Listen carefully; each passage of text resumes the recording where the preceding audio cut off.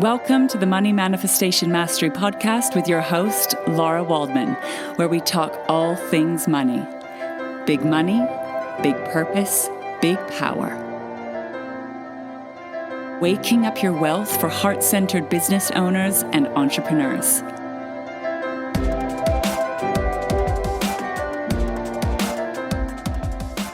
A very warm welcome. Today we are talking about sacred selling secrets with Melina Abbott. Melina Abbott is a wife, a mum of two living in Shropshire, England. She helps spiritually aware coaches and healers sell with integrity and grow profitable, aligned businesses. She is the author of Sacred Selling, Foundations for an Aligned, Abundant Business, and founder of the Sacred Selling Club. Welcome, Melina. Thank you for joining us for today's conversation. Thank you so much for having me. I am utterly delighted to be here. Always wonderful to talk with you, Lara. So we are talking all about sales, sacred sales to be precise, and we're going to be diving into what that means. But first, I'd like to share how I met Melina, because I met Melina for the first time on a sales call. We were having a sales conversation. And this was quite a significant moment for me because this was my very first higher end investment into growing my business. Before then, I'd been a healer, spiritual coach, practically giving my services away, undercharging, undervaluing. And I had the vision and the guidance that I needed to grow my business. It needed to become more profitable. I needed to scale it, but I had zero business skills. And it was a really big moment for me. So I was on the call with Melina, and she held this incredibly beautiful call where I didn't feel like she was selling me anything. I felt like she was holding space for me and a safe space for me to make a really important and powerful decision to change my life. And it was very scary. It brought up a lot of challenges in my marriage around making that investment. So at that time, it was a $5,000 investment in pounds, which seemed like a huge amount of money at the time. And Melina just held space. It was this incredible conversation where I didn't feel like she was being pushy. I didn't feel forced. I felt heard. I felt listened to. I felt she was holding space for me to be able to make this kind of scary decision. And I think we even had a couple conversations. So she was very patient with me as I needed to talk to my husband. And I just had such a powerful experience being on the receiving end of this sales conversation. And it was beautiful. And so when I started discovering more about her work, as her business grew and evolved over years, I knew exactly what she was talking about around sacred sales because I'd been on the receiving end of it. It feeling beautiful, not sleazy, not pushy, not forced, and in fact, incredibly safe and held and loving and healing and supportive. So that's how we met. And we've been in each other's sort of ecosystems for many years now. And Melina's running her own business, all about sacred sales, which is wonderful. And I invited Melina to come and talk with us today because I have coached so many people who really struggle with sales, who think sales is sleazy or pushy, and they've got these like amazing services or amazing businesses, but struggle to sell or feel deeply uncomfortable with sales. So I wanted to invite Melina to come and share her wisdom and her expertise with us today. So if you are struggling with sales, if you're feeling uncomfortable around sales, Melina is the one to connect with.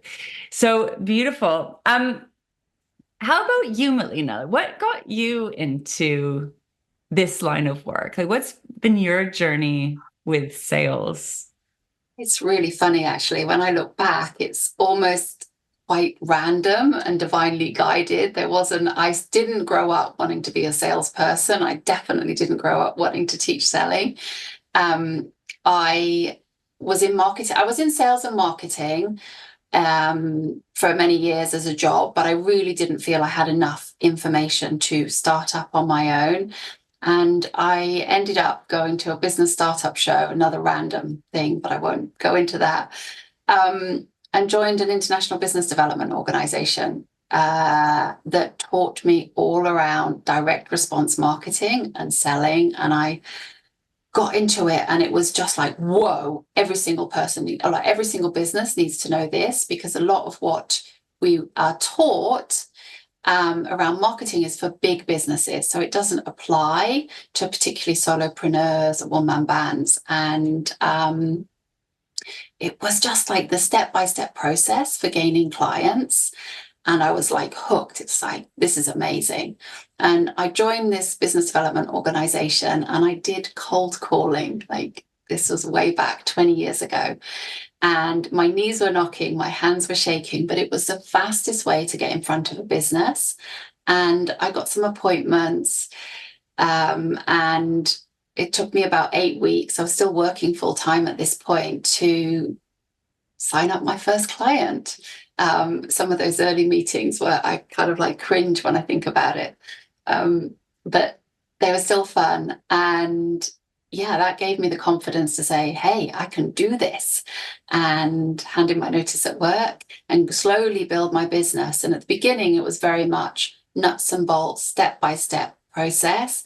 But at a similar time, I also started my own business growth, like personal growth and spiritual growth journey, and started to see how you could blend the sacred, the growth with that nuts and bolts sales, because not everyone was following the steps, and I didn't get it. I worked with other consultants at the time, and they said, I know what to do with the business once I get the client, but I don't know how to get them. And I'd be like, but you just follow the steps that we're taught. Like, it's not rocket science, just do it step by step.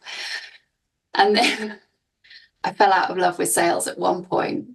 I basically burnt out, and I recognized that that inner game was as important as that outer game. And without addressing some of the patterns that played out, those results weren't going to happen.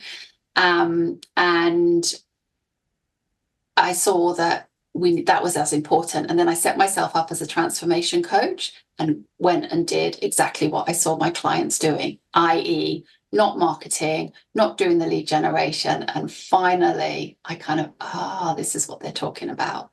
And that's really how Sacred Selling came about, was this beautiful blend of the practical step-by-step nuts and bolts. You probably language it as like those masculine systems of sales, but with this beautiful blend of following the divine guidance, aligning to your heart and soul, and bringing in like what wants to flow and all of that. So you're doing the both at the same time. We can't kind of separate the two.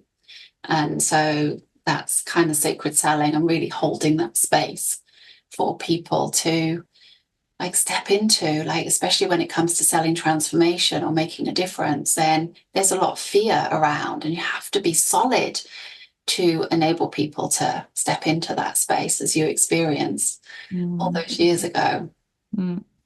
So I remember when I started learning about sales, oh my goodness. I mean, I had a lot of blocks around it. I had a lot of beliefs that marketing and sales were pushy, manipulative, sleazy, and I didn't want to have anything to do with it. So I was deep in my, spiritual game, which was all like the universe will bring it to me. And I was very in that kind of flow energy, or you could call it feminine energy, very passive, which was, an important part of my journey to move into playing on that side of the fence, if you will. Having come from, very kind of unhealthy push, force, drive past. But I think I pendulum swung too far in the opposite direction, and then was wondering why. I had this great service. I was getting, great results with my clients, but sort of the world's best kept secret, because no one knew who I was. No one knew about the service existed because I wasn't marketing or selling. And so I remember being so uncomfortable about this idea of needing to sell. And And that obviously was a part of my journey, was sort of rewriting what sales means. What would you say that you've heard or noticed some misconceptions around sales, or kind of negative, unhealthy relationships with sales that are really holding business owners back? I think we've all been on the end of that pushy sales, that sleazy sales that you described, Lara. And I always come back to like double glazed salesmen, or we get a lot of cold calls and they're trying to sell whatever it is.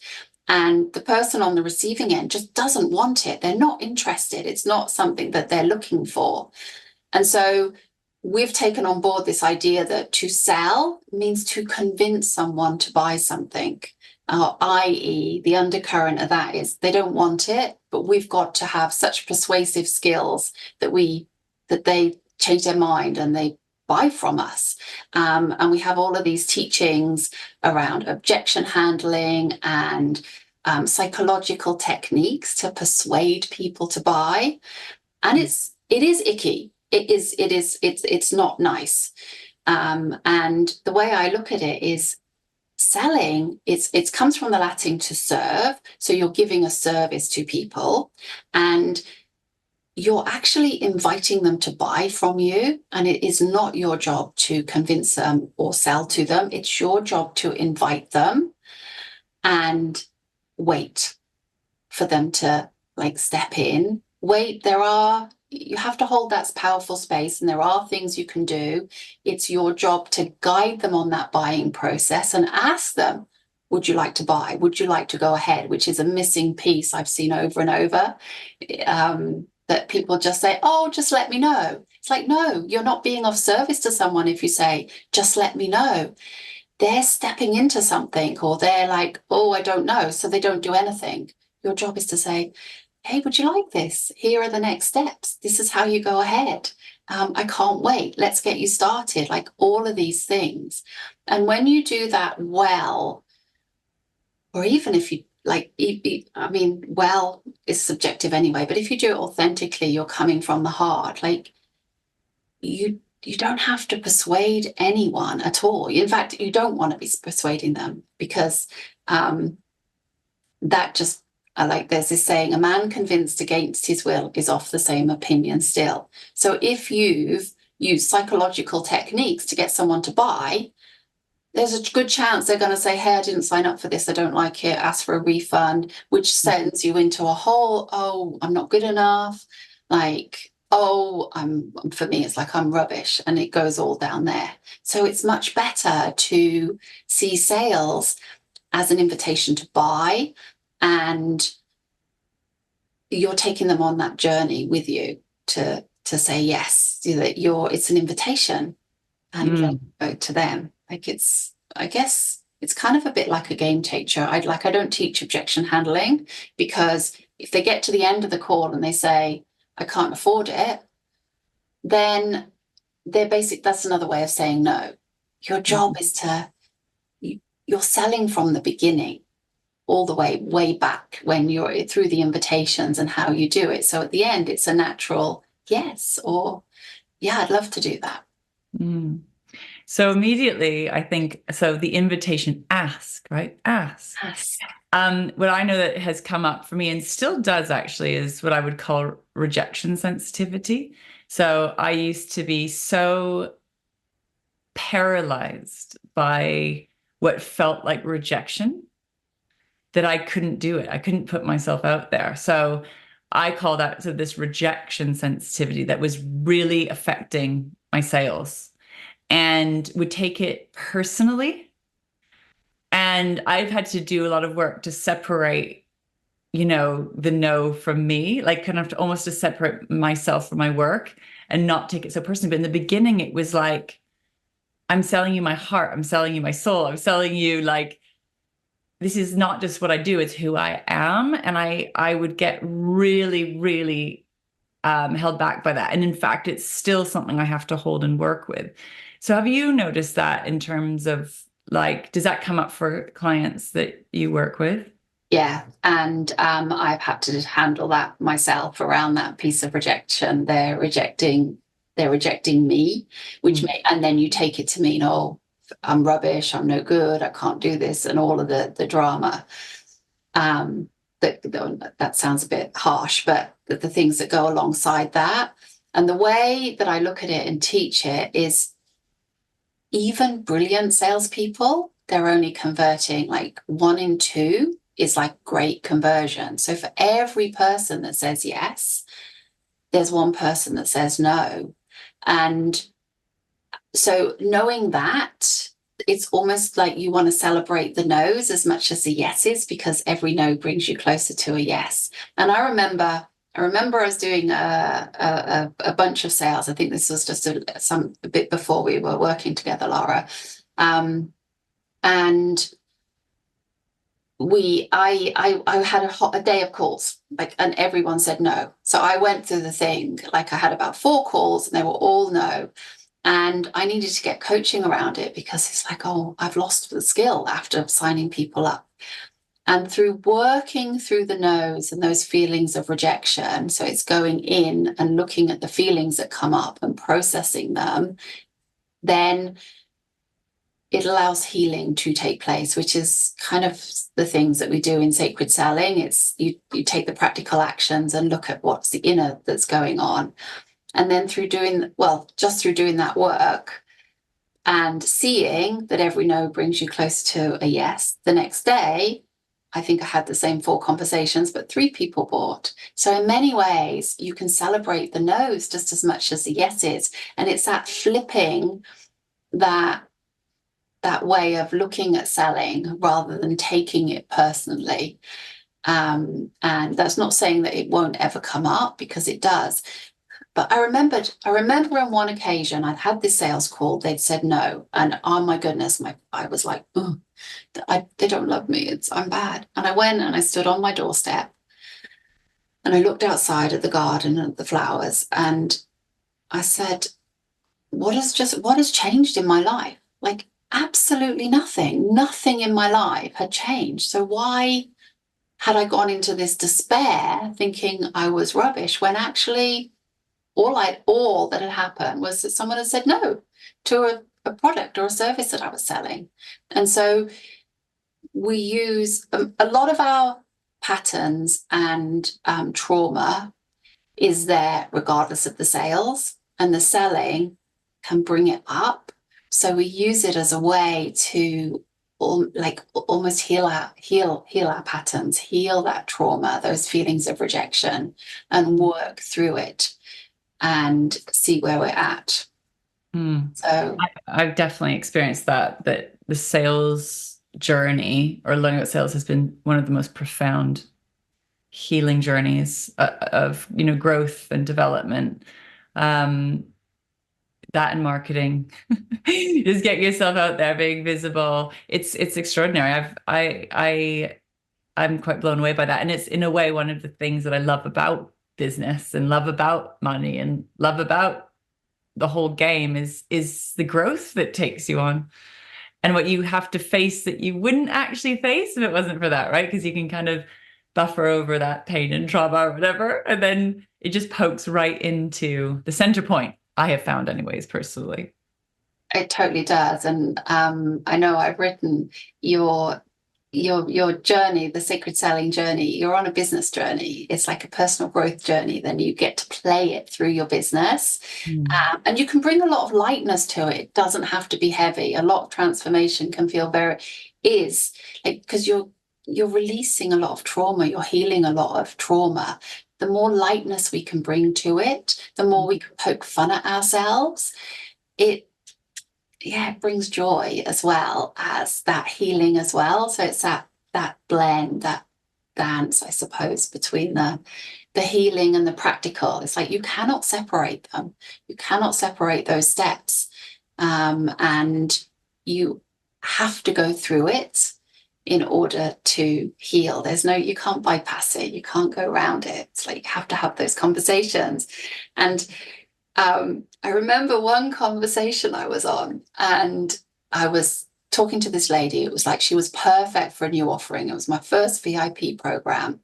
And as I was speaking to her, I was thinking, oh, she needs to speak to so-and-so to get that inner work. Oh, no, she needs to speak to my mentor because she'll be able to help her. And then this booming voice came and said to me, Melina, she is on the phone to you. She is on the phone for a reason. Make the offer. Mm-hmm. So I made the offer. That was a £5,000 investment too. And it was a £2,000 deposit. And she didn't have the money, but she wanted to do it. And she said, I know where I can go to get it. And within a week, she had found someone to loan her that money. Not only loan it, but said it would be an honor to help you with that.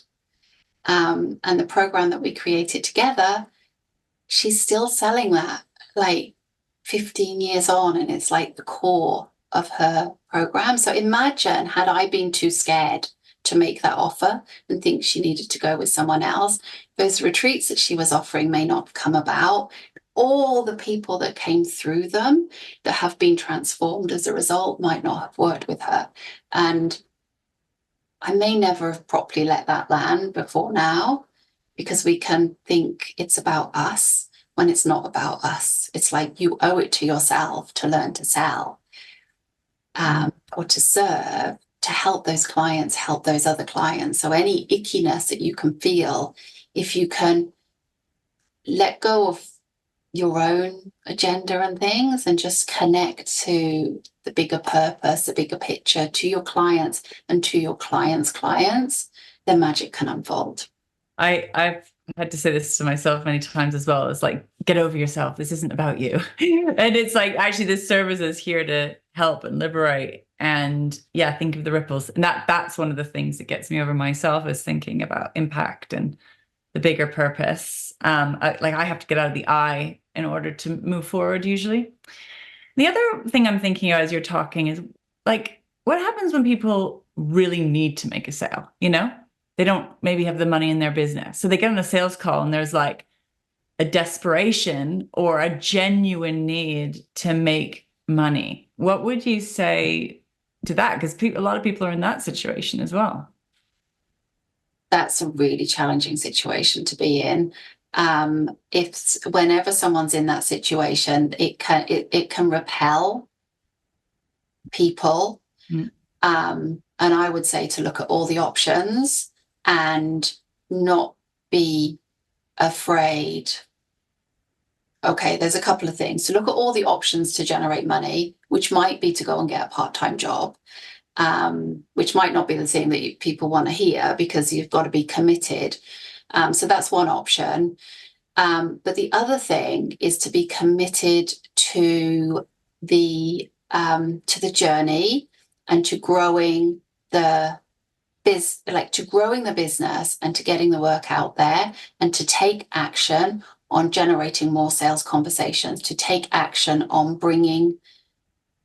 letting people know about it, but really not go into any conversation thinking I have to make this sale. And what can help is to say, like, God is my source, not that one person, because we can think, and I had this before, it's like, I was gonna buy my new car with that money and it didn't come about. And it's like, no, God is your source, or the divine is your source, or however you want to language it.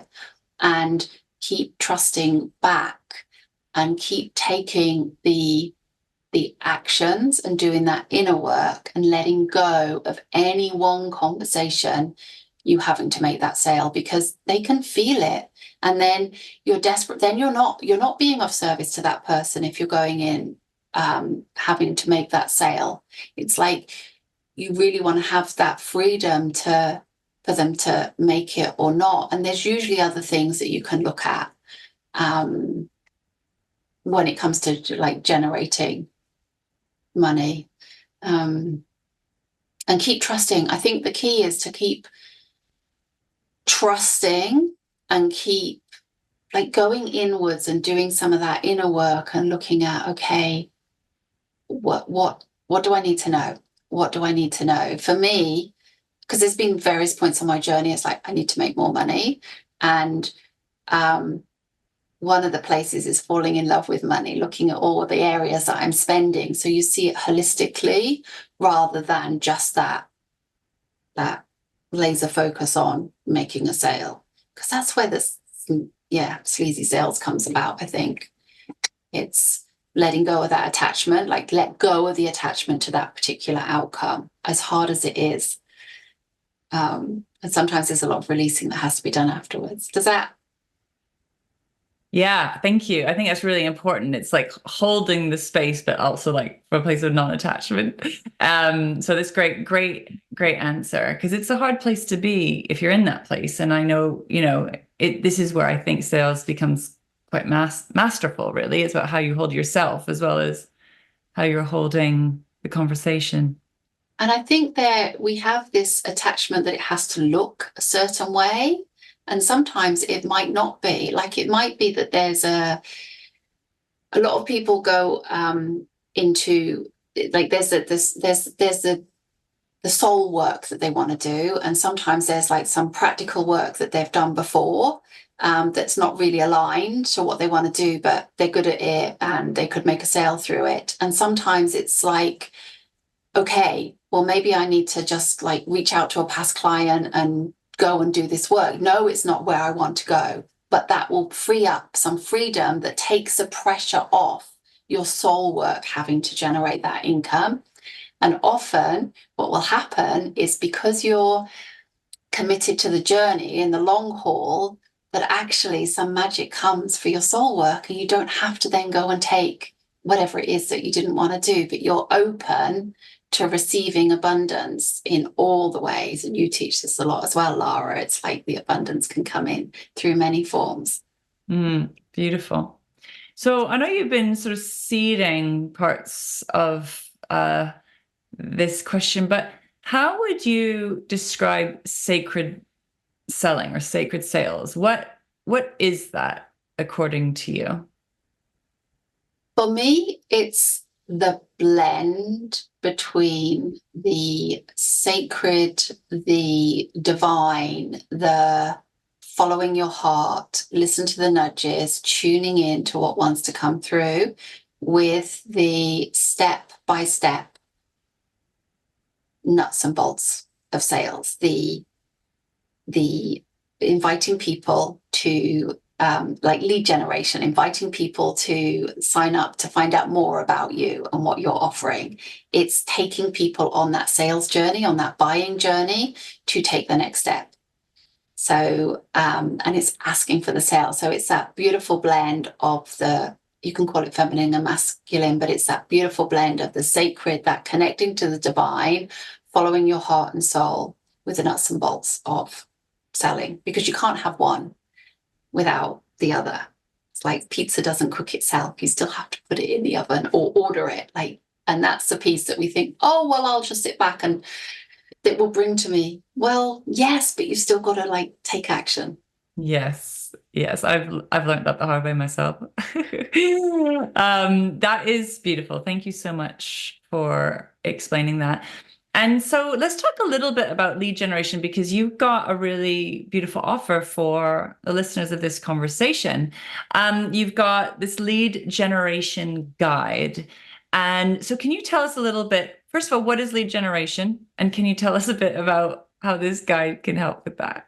So if we think about someone who is interested in your products and services, they're often not out searching, especially if you're selling any kind of transformation. Someone's not on Google looking for a sales coach, they might be, or an abundance coach. And so you need to invite them to find out more about you and your work a lot before they're ready to buy. So they're on a journey of growing their business, for example, or wanting to make more money. And so lead generation is about inviting people to take the next step with you, essentially getting them to sign up, ideally to your email list, and so that they can go on a journey with you and take that next step.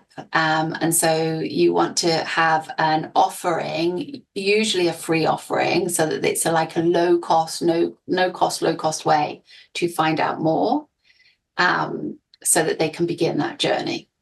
And I call it lead generation, which is kind of incongruous in the sacred selling world, because it's like a lead can feel a bit icky. But the way I see it is do what it says on the tin, and you need to be growing a community of people that are looking for your support in some way, shape, or form. And so you need to be putting yourself out there. Well, not necessarily putting yourself out there, but strategically inviting people to take that next step with you. And that's what I call it, known as lead generation. Super. Thank you so much. And can you tell me or tell us a little bit about this guide that you've created? It's your free giveaway to support us with this process. Can you tell us a little bit about how this guide can support lead generation?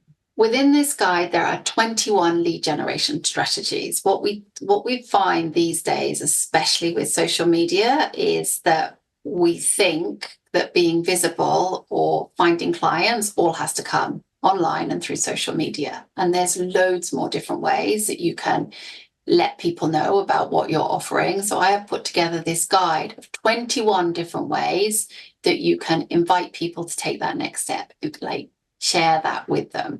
Some are quite obvious, like networking is one of them. Social media isn't, but others are a little bit more complicated. But there's 21 different ways, and these are things that have stood the test of time.